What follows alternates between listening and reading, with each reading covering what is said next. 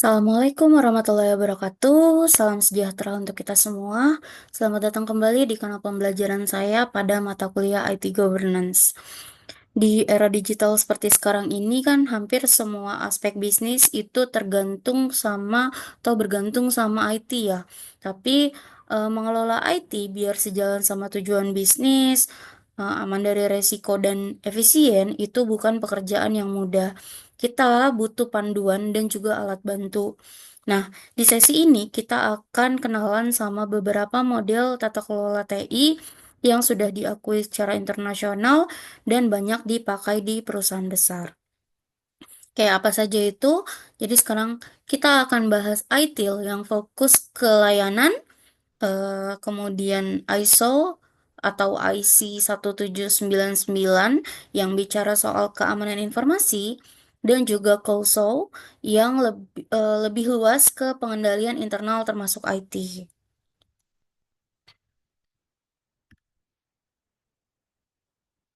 Oke, apa sih yang dimaksud dengan model tata kelola TI? Sederhananya ini tuh semacam kerangka kerja atau panduan yang terstruktur. Ya, bayangin kayak manual book atau blueprint gitu, tapi untuk ngatur teknologi di organisasi. Fungsinya apa? Model ini dipakai buat merancang atau mendesain ya, menerapkan atau untuk implementasi dan juga untuk mengelola atau memanage semua praktik dan proses yang berhubungan sama teknologi informasi di dalam sebuah organisasi. Jadi, semua kegiatan IT itu diatur berdasarkan model ini biar lebih rapi dan lebih terarah. Tujuannya apa? Jadi tujuan dari menggunakan model ini itu macam-macam ya. Di sini ada beberapa poin kunci.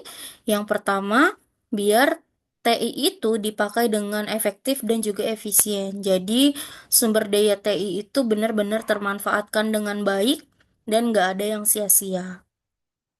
Kemudian kedua, biar penggunaan TI itu sesuai sama kebutuhan bisnis ya. Ini nyambung lagi sama konsep penyelarasan yang kita bahas di materi penyelarasan strategi teknologi informasi. Kemudian yang ketiga, dan ini penting banget ya, biar TI itu bisa ngasih nilai tambah buat organisasi. Jadi bukan cuma sekedar jalan ya, tapi benar-benar berkontribusi positif gitu. Jadi intinya model tata kelola teknologi informasi itu adalah sistem panduan yang membantu organisasi untuk mengatur teknologi informasinya secara sistematis, memastikan teknologi informasinya berfungsi optimal, sejalan dengan bisnis, ya, dan memberi nilai, serta bisa membantu mencapai sasaran strategis sambil mengelola resikonya. Seperti itu. Oke, kita akan bedah satu persatu model tata kelola TI yang tadi kita sebutkan. Ya, yang pertama dan yang sangat populer, kita akan bahas ITIL. Ya, ITIL ini adalah sebuah framework atau kerangka kerja yang fokus utamanya di pengelolaan layanan teknologi informasi atau yang sering disingkat ITSM, ya, atau IT Service Management. Jadi, kalau model lain mungkin fokus di keamanan atau kontrol secara umum, ITIL ini spesialisnya di gimana caranya ngelola layanan IT biar bagus gitu. IT ini awalnya dikembangkan di pemerintahan Inggris sekitar tahun 1980-an. Tapi sekarang sudah diadopsi jadi semacam standar industri global untuk manajemen layanan IT gitu. Oke, terus apa yang dilakukan ITIL? Nah, framework ini ngasih kita panduan berupa proses-proses integrasi ya, dan juga praktik-praktik terbaik atau best practice gitu. Nah, di dalamnya terdapat tutorial lengkap tentang gimana mengelola layanan IT mulai dari merancangnya, menyerahkannya ke pengguna, sampai mendukung layanan sehari-hari. Ya, lalu apa tujuan utama organisasi menggunakan ITIL? Yaitu untuk meningkatkan efisiensi ya alias nurunin biaya operasional IT dan meningkatkan efektivitas alias ningkatin kualitas layanan IT. Nah, kalau layanan IT kita berkualitas, pengguna di bisnis juga kan jadi lebih gampang kerjanya ya dan lebih puas gitu. Gitulah kira-kira gambaran sederhana tentang ITIL. Oke, sekarang kita lihat gimana ITIL ini berkembang dari waktu ke waktu ya. Sama kayak software atau teknologi, framework pun berevolusi ya biar tetap relevan gitu. Nah, ITIL ini punya sejarah perkembangannya sendiri dari masa ke masa. Pertama, dulu banget di awal ITIL 1.0 sekitar tahun 1980-an, ini tuh masih berupa koleksi buku pedoman yang banyak banget ya. Ada lebih dari 40 buku dengan 26 modul yang berbeda-beda. Jadi awalnya masih kayak perpustakaan besar yang berisi panduan-panduan IT gitu. Ya, kemudian di tahun 1996 dirilis ITIL versi 2.0. Nah, di versi ini ITIL itu mulai lebih terstruktur ya dan fokusnya mengerucut ke IT Service Management atau ITSM gitu. Nah, ITIL versi 2 ini strukturnya itu dibagi jadi dua area besar ya. Yang utama yaitu service delivery. Ini soal gimana caranya kita mengantar layanan IT ke pengguna ya dan juga service support. Kalau service support ini soal gimana caranya kita mendukung atau mengatasi masalah kalau ada kendala layanan. Ya, jadi ini adalah dua versi yang cukup lama populer. Ya, kemudian selanjutnya di tahun 2007 ITIL mengalami evolusi yang cukup signifikan menjadi ITIL versi 3.0 ya. Perubahan besarnya di sini adalah pengenalan konsep service life cycle atau siklus hidup layanan. Ya, jadi pengelolaan layanan IT itu dilihat sebagai sebuah siklus yang berkelanjutan.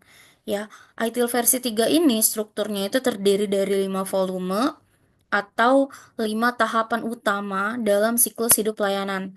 Ya, ada service strategi, service design, service transition, service operation, dan continual service improvement.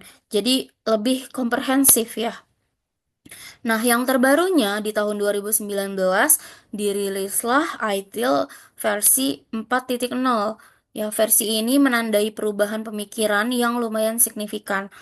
Mungkin meskipun masih pakai pendekatan siklus hidup ya, ITIL 4.0 ini menempatkan fokus utamanya di nilai bisnis yang dihasilkan oleh teknologi informasi dan pengalaman pelanggan.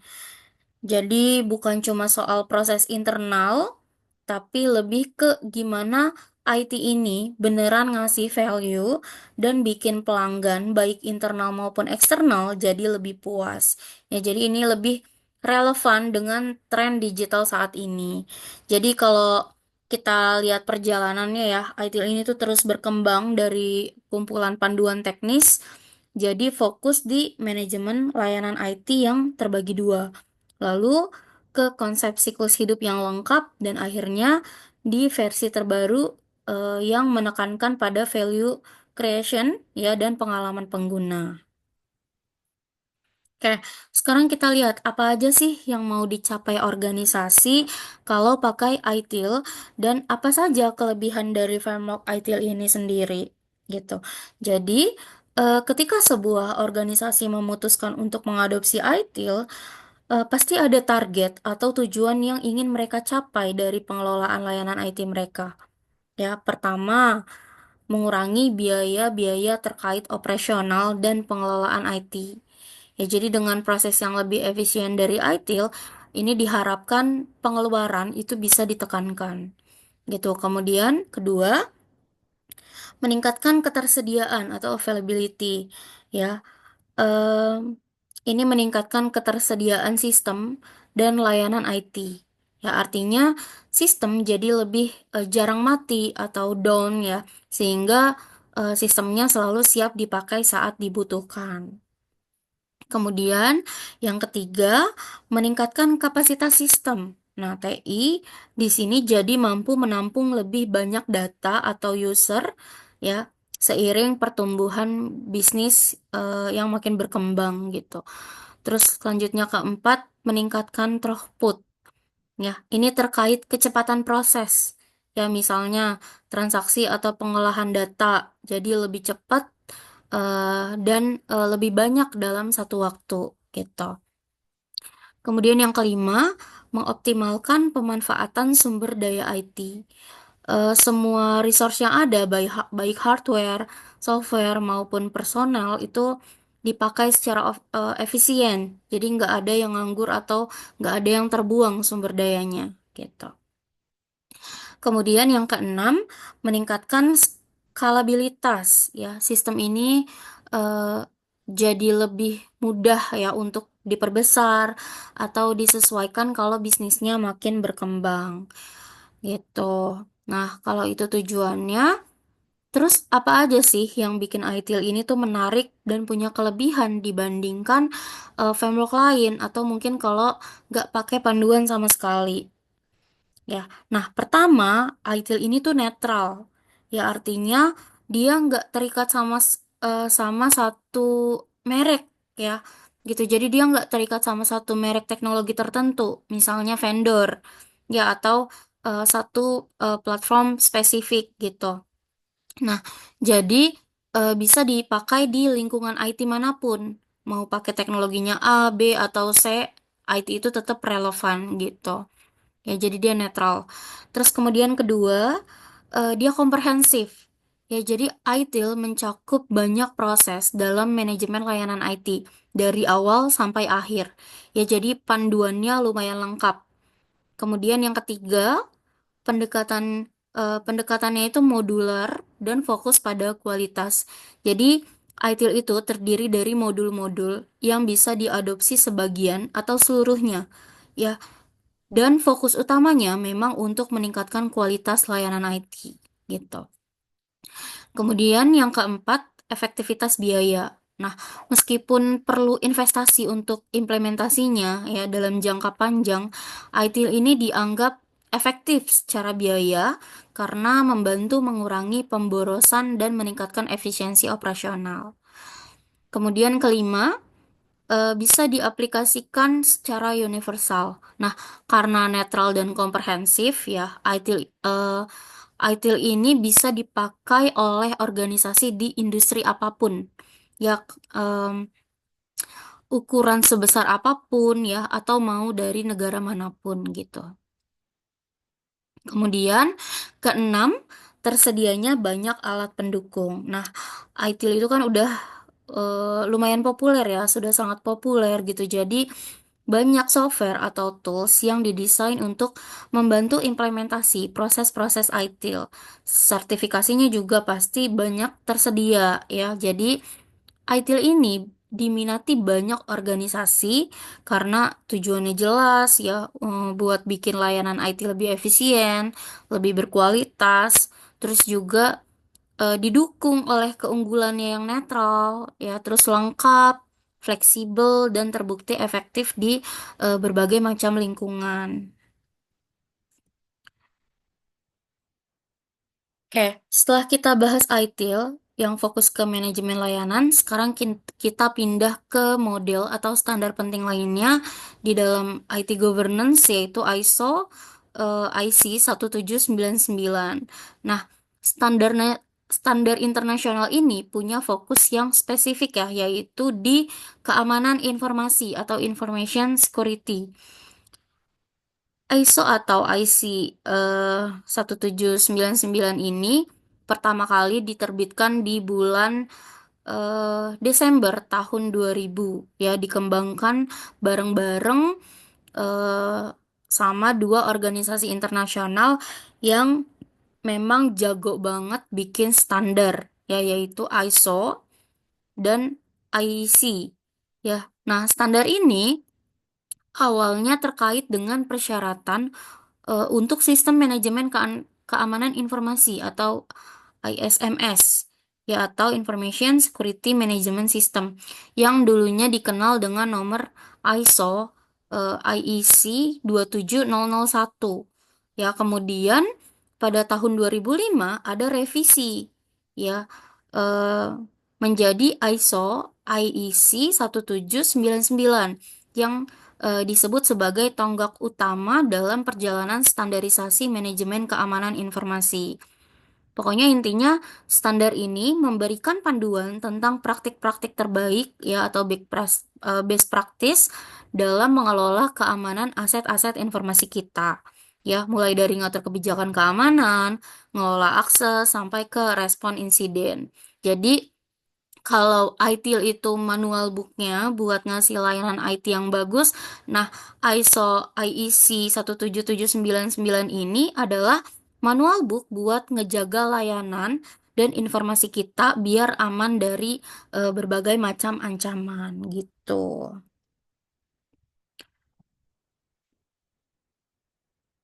Eh, lanjut, ada tiga elemen dasar keamanan informasi yang ingin diperkuat sama ISO 17799 ini. Nah, ini sering disebut sebagai CIA Triad. Ya, pertama ada confidentiality atau kerahasiaan. Ya, ini prinsip yang memastikan bahwa informasi ini hanya bisa diakses oleh orang-orang yang memang punya hak atau punya wewenang gitu ya. Jadi data-data sensitif atau data-data rahasia perusahaan itu nggak boleh sembarangan diintip atau diambil sama pihak yang tidak berhak ya. Nah, kontrol keamanan di sini tujuannya adalah biar informasinya itu tetap privat dan aman dari akses yang tidak sah gitu. Kemudian kedua, ada integrity atau integritas. Nah, elemen ini bicara soal menjaga akurasi dan kelengkapan informasi. Kemudian selain itu, ini juga termasuk memastikan metode pemrosesan datanya itu benar dan tidak diubah-ubah tanpa otorisasi yang sah gitu ya. Intinya data itu tuh harus utuh, harus akurat, terus nggak rusak ya, dan proses yang mengolahnya juga valid gitu. Jadi kita nggak mau kan laporan keuangan angkanya tuh tiba-tiba berubah sendiri ya. Nah, integrity inilah yang dijaga baik-baik gitu ya. Kemudian ketiga ada ketersediaan. Ya, prinsip ini memastikan bahwa pengguna yang memang berhak atau terotorisasi itu bisa mendapatkan akses ke informasi dan sistem yang mereka butuhkan.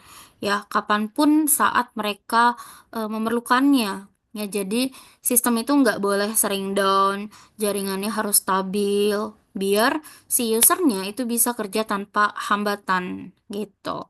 Nah, keamanan di sini juga berarti melindungi dari serangan yang bisa bikin sistemnya itu offline gitu. Oke, lanjut. Apa sih yang jadi tujuan utama dalam pengendalian atau kontrol-kontrol keamanan yang direkomendasikan sama ISO 17799 ini? Pertama, tujuannya adalah memberikan rekomendasi atau eh, panduan tentang manajemen keamanan informasi. Ya, panduan ini khusus ditujukan buat teman-teman atau tim organisasi yang bertanggung jawab langsung untuk merancang, menjalankan, atau mengelola aspek keamanan informasi. Jadi, standarnya ini kayak manual book atau guidebook buat mereka yang memang kerjanya di bidang keamanan IT. Kemudian kedua, ini yang paling penting ya, untuk memastikan kerahasiaan, integritas, dan ketersediaan dari aset-aset informasi. Oke, ini sering disingkat CIA Triad ya. Ini pondasi keamanan informasi ya jadi kerahasiaan itu kan memastikan data nggak diakses orang yang nggak berhak ya.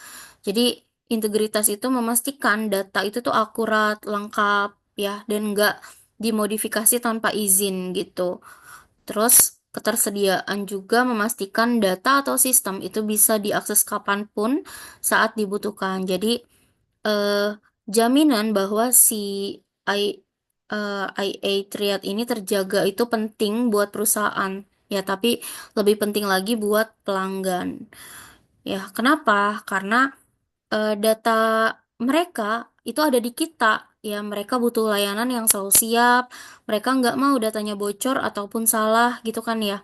Nah, jaminan ini dicapai lewat penerapan kontrol atau pengendalian yang sistematis. Jadi, ISO 17799 inilah yang ngasih gambaran atau menyediakan basis untuk membangun seluruh sistem manajemen keamanan informasi atau ISMS di organisasi kita.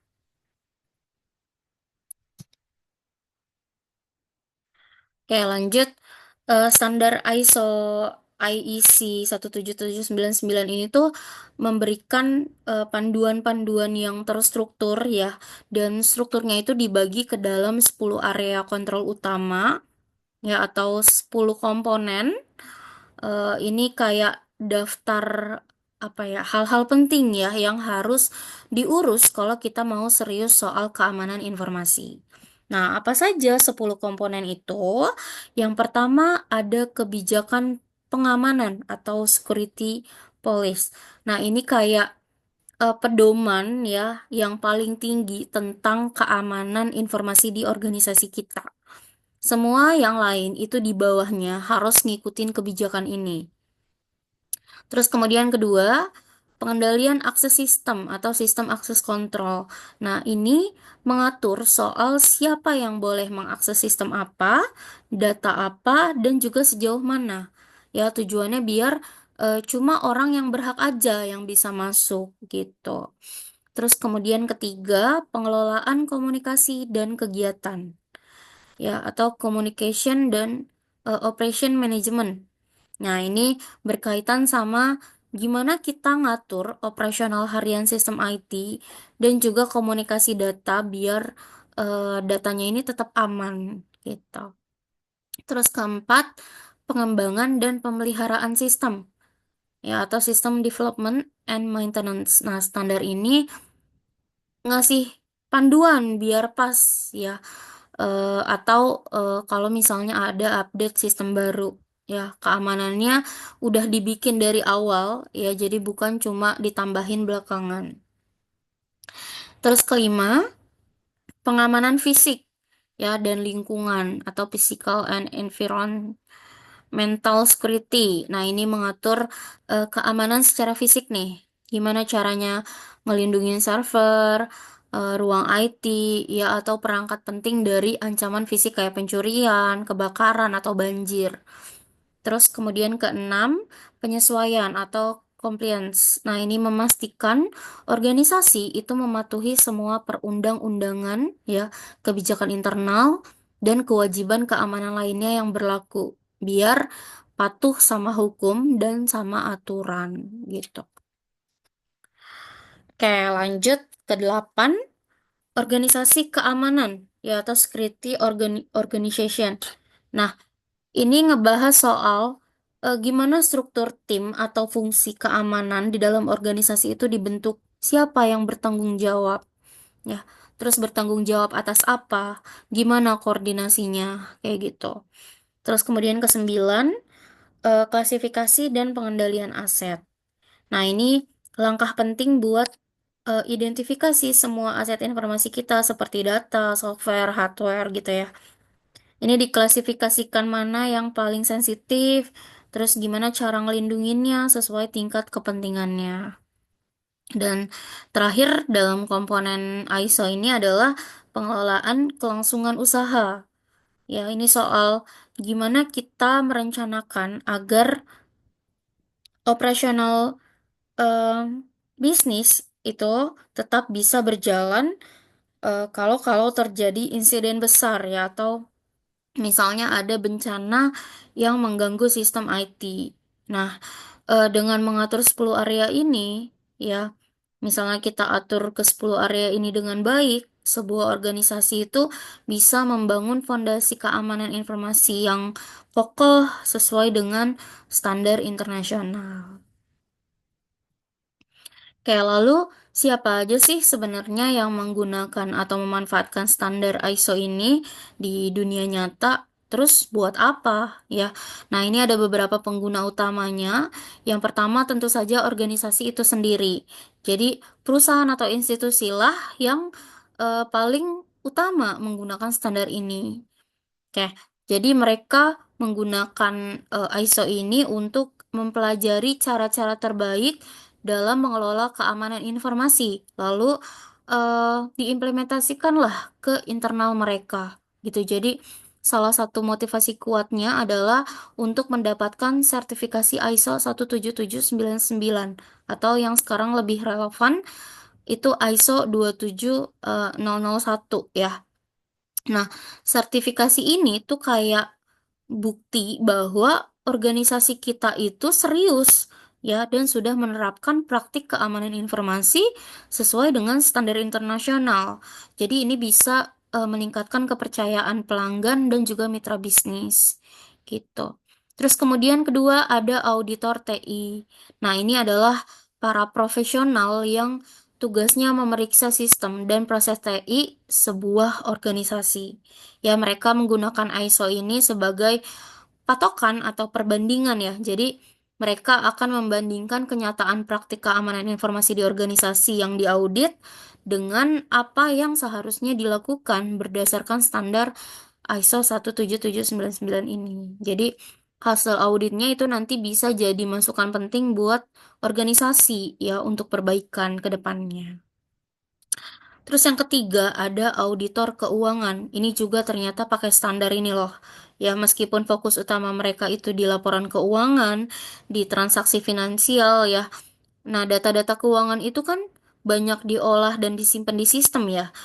Kalau sistem IT itu nggak aman, nah nanti data keuangannya juga jadi beresiko. Nah, makanya auditor keuangan pakai ISO 17799 sebagai salah satu acuan untuk menentukan seberapa dalam mereka perlu memeriksa pengendalian di sistem IT selama melakukan audit keuangan. Ya, jadi semakin baik penerapan standar keamanannya, mungkin resiko audit di sisi IT itu dianggap lebih rendah gitu. Kemudian keempat, pemerintah atau institusi lain yang berkepentingan. Nah, pemerintah atau badan regulasi di suatu negara itu bisa saja mengadopsi atau merujuk standar ISO 17799 ini. Ya, dalam membuat peraturan atau kebijakan terkait keamanan informasi yang harus dipatuhi oleh organisasi-organisasi di wilayah mereka. Ya, kemudian pihak lain seperti mitra bisnis itu juga bisa mewajibkan vendor atau supplier mereka untuk punya sertifikasi ISO 17799 ini sebagai salah satu syarat kerjasama ya. Jadi ISO 17799 ini adalah alat bantu yang dipakai oleh banyak pihak ya, oleh organisasi, oleh auditor, terus oleh pemerintah gitu ya, atau mitra bisnis sebagai rujukan standar keamanan gitu. Oke, model tata kelola terakhir di sesi ini yaitu COSO, ya ini singkatan dari Committee of Sponsoring Organization of the Treatway Commission.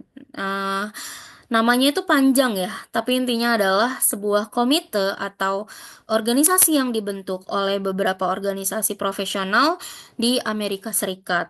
Nah, COSO ini dibentuk di tahun 1985 ya. Awal mulanya tuh tujuan COSO itu dibentuk secara spesifik banget ya. Jadi untuk mencari tahu kenapa sih bisa terjadi kekurangan atau fraud, terutama yang berhubungan sama laporan keuangan gitu, dan ngasih rekomendasi gimana cara ngurangin kejadian itu. Nah, jadi lahirnya KOSO ini memang dalam konteks pengendalian internal dan pelaporan keuangan yang jujur gitu ya. Seiring berjalannya waktu, kemudian KOSO ini berkembang dan misinya itu jadi lebih luas lagi. Ya, jadi sekarang misi KOSO adalah memberikan panduan dan kerangka kerja yang komprehensif di 3 area penting. Ya, yang pertama ada manajemen risiko perusahaan. Ya, ini gimana caranya organisasi itu mengidentifikasi, menilai, dan juga mengelola semua jenis resiko yang bisa dihadapi. Ya, bukan cuma resiko keuangan, tapi juga resiko operasional, resiko kepatuhan, termasuk resiko IT gitu. Kemudian pengendalian Internal, ya, atau internal control. Nah, ini adalah sistem dan proses yang dibuat di dalam organisasi untuk memastikan operasi berjalan sesuai rencana, terus asetnya itu aman, ya, laporannya itu bisa dipercaya, dan peraturannya itu bisa ditaati, gitu. Dan mencegah kecurangan pastinya, ya, atau fraud di deterrence, ya. Jadi tetap fokus eh, ke gimana cara mencegah terjadinya kecurangan di organisasi. Ya, jadi meskipun nggak spesifik cuma ngomongin TI gitu ya, kerangka kerja KOSO tentang manajemen risiko dan pengendalian internal ini tuh sangat relevan dan sering dipakai dalam IT governance. Ya, jadi kenapa? Karena eh, resiko IT itu adalah bagian dari resiko perusahaan. Ya, dan pengendalian di sistem IT itu adalah bagian dari pengendalian internal organisasi secara keseluruhan. Gitu. Oke, kemudian causal framework itu punya dimensi-dimensi tertentu ya yang membantu kita memahami pengendalian internal secara menyeluruh. Jadi COSO ini tuh ngasih kita semacam kerangka kerja buat ngatur pengendalian internal di organisasi. Ya, dimensi pertama itu adalah komponen kontrol COSO. Ya, kelima komponen ini harus terintegrasi dan dijalankan di seluruh bagian organisasi. Ya, apa saja kelima komponen tersebut? Yang pertama ada control environment. Ini semacam budaya ya atau suasana pengendalian di organisasi. Jadi gimana integritas pimpinan, nilai-nilai etika perusahaan, dan gimana pentingnya pengendalian itu dipandang gitu. Ini kayak pondasi atau atmosfernya gitu. Terus kemudian ada risk assessment. Nah, ini adalah proses ngidentifikasi dan nganalisis resiko-resiko yang bisa menghambat tercapainya tujuan organisasi, termasuk resiko IT itu sendiri. Gitu. Terus kemudian control activities. Ya, control activities ini em, tindakan-tindakan konkret ya atau prosedur-prosedur yang ditetapkan untuk mengurangi resiko yang sudah diidentifikasi. Ya, misalnya otorisasi transaksi, pemisahan tugas atau keamanan sistem. Terus keempatnya ini ada information and communication. Ya, ini soal gimana eh, informasi yang relevan ya dikumpulkan, diproses, dikomunikasikan ke pihak-pihak yang tepat gitu ya, baik di dalam maupun di luar organisasi, biar semua orang itu bisa ngambil keputusan dan ngelakuin tugas pengendaliannya. Ya, terus kemudian ada monitoring. Ya, Em, ini adalah proses evaluasi yang terus-menerus ya atau berkala untuk mastiin kelima kelima komponen kontrol di atas itu bisa berjalan dan berfungsi dengan baik. Ya, kalau ada kelemahan itu juga bisa langsung diperbaiki gitu. Ya. Nah, kalau kelima komponen ini dijalankan dengan baik, itu akan membantu mencapai sasaran dari pengendalian internal. Kemudian dimensi yang kedua itu adalah unit atau aktivitas dari organisasi. Nah, dimensi ini menekankan bahwa pengendalian internal itu harus diterapkan di semua unit atau aktivitas di seluruh organisasi. Jadi nggak cuma di Departemen Keuangan atau IT aja ya. Ini mulai dari divisi penjualan, operasional, HRD, sampai ke level anak perusahaan atau cabang, itu semuanya harus punya sistem pengendalian internal yang jalan gitu ya, sesuai dengan fungsi atau aktivitasnya masing-masing. Ya, jadi pengendalian itu sifatnya menyeluruh ya, bukan parsial. Tuh. Oke, selanjutnya dimensi yang ketiga yaitu sasaran kontrol internal. Jadi kenapa sih organisasi tuh perlu repot-repot ngebangun sama ngejalanin sistem pengendalian internal berdasarkan framework COSO ini? Ya, tujuannya itu ngerangkum dalam tiga sasaran utama ini ya. Yang pertama adalah sasaran yang terkait operation. Nah, ini fokusnya berarti ke efisiensi dan efektivitas operasional. ya operasi bisnis sehari-hari. Nah, maksudnya itu adalah pengendalian internal itu dirancang untuk memastikan semua kegiatan operasional perusahaan itu berjalan dengan lancar, berjalan dengan efisien, jadi nggak buang-buang sumber daya, ya terus efektif, ya bisa mencapai hasil yang diinginkan gitu. Nah, ini termasuk juga gimana caranya kita mencapai target-target performa operasional, ya, dan pastinya eh, tujuan keuntungan atau profitabilitas bisnis, ya. Jadi pengendalian itu bikin operasi bisnis kita jadi lebih sehat, jadi lebih produktif seperti itu. Terus yang kedua, sasaran terkait finansial. Financial reporting. Ini spesifik ke urusan pelaporan keuangan. Ya, tujuannya adalah memastikan bahwa semua laporan keuangan, termasuk anggaran, itu akurat, lengkap, tepat waktu, dan bisa dipercaya. Ya, ini penting banget baik untuk manajemen dalam mengambil keputusan internal maupun untuk pihak luar ya, seperti investor, regulator yang butuh informasi keuangan yang reliable. Gitu. Nah, pengendalian internal itu membantu mengurangi resiko kesalahan atau kecurangan dalam pelaporan keuangan. Terus yang ketiga adalah sasaran terkait compliance. Nah, ini soal kepatuhan ya.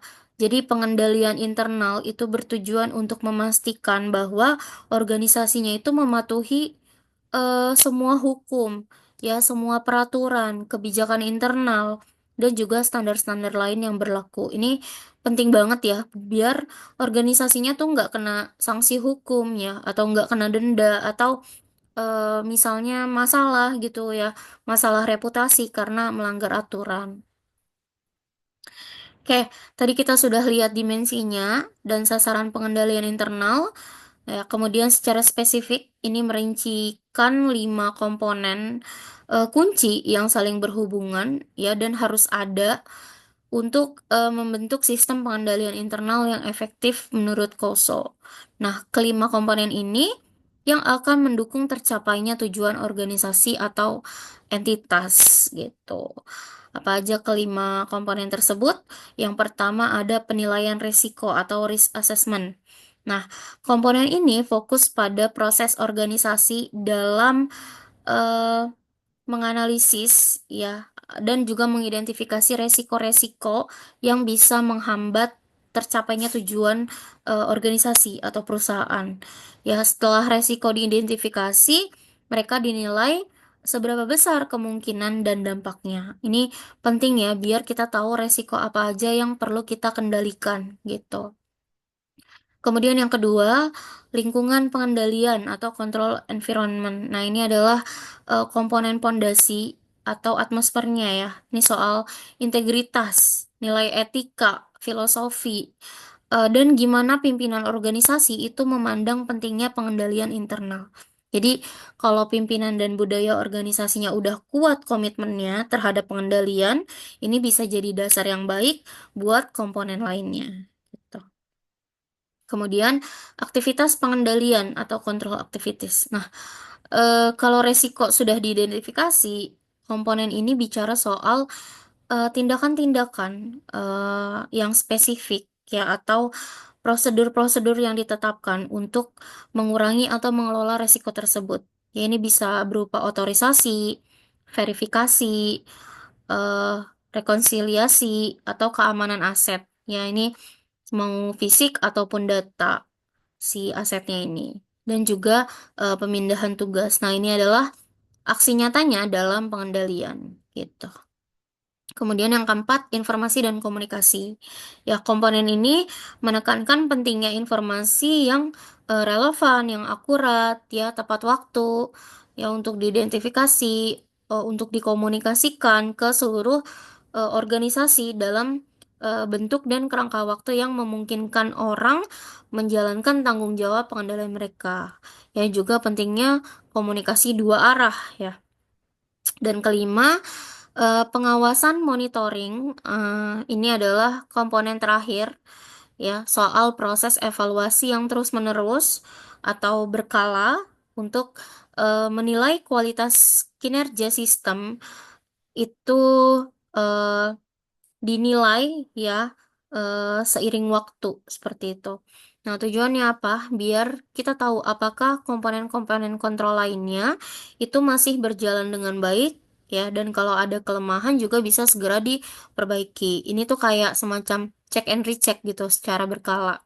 Nah, kelima komponen ini menurut Couso itu harus bekerja secara terintegrasi ya dan saling berhubungan. Kalau misalnya salah satunya ada yang lemah, maka keseluruhan sistem pengendalian internal itu juga bisa jadi tidak efektif gitu. Jadi dengan dengan kelima komponen ini berjalan dengan baik, barulah nanti sistem pengendalian internal itu bisa secara efektif mendukung pencapaian tujuan organisasi. Gitu. Oke, jadi demikianlah pembahasan kita mengenai model tata kelola IT, ISO, IEC ya, dan COSO. Saya harap video ini memberikan gambaran yang jelas ya dan memotivasi kalian untuk mendalami lebih lanjut framework-framework ini di materi berikutnya. Oke, sampai jumpa di sesi pembelajaran berikutnya. Wassalamualaikum warahmatullahi wabarakatuh.